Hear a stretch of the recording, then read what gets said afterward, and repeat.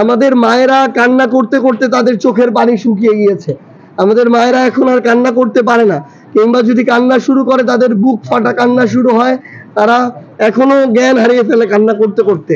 তো আমাদের এই তো 1 বছর তো হয়ে গেল, আমরা তো নতুন আরেক জুলাই এসেছি, কিন্তু আমরা তো এখনো দৃশ্যমান বিচার লক্ষ্য করছি না। যতটুকু বিচারের অগ্রগতি হওয়া দরকার ছিল আমরা এতটুকু লক্ষ্য করছি না।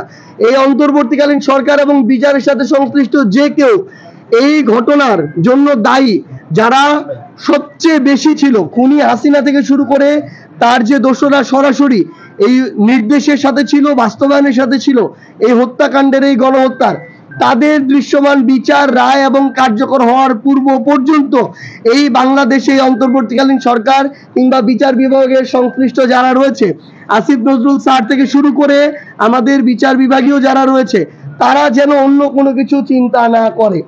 তারা অন্য কোনো কিছু চিন্তা করলে আমাদের এই শহীদ মায়েদের মানে উপর দিয়ে তাদেরকে যেতে হবে। আমরা তাদের যে ব্যথা আজকে দেখছি এখনো, তারা অনিশ্চিত যে তাদেরকে আজকে থেকে কয়েক বছর পরে কেউ অন্য কোনো ভাবে ট্যাগিং করবে কিনা। তারা এই নিশ্চয়তার জন্য জুলাই সনদ চায়, এই জুলাই সনদকে তারা সংবিধানে অন্তর্ভুক্ত চায়। আমরা যে আশা আকাঙ্ক্ষা নিয়ে এত মানুষ জীবন দিল, রক্ত দিল, ওই বাংলাদেশের সিস্টেমগুলোর সংস্কার না হওয়া পর্যন্ত আমরা যদি অন্য কোনো কিছু চিন্তা করি, তাহলে আমাদের এই শহীদদের রক্তের সাথে এটা বেইমানি। আমরা যেন এই বাংলাদেশে কেউ এই বেইমানিটা না করি।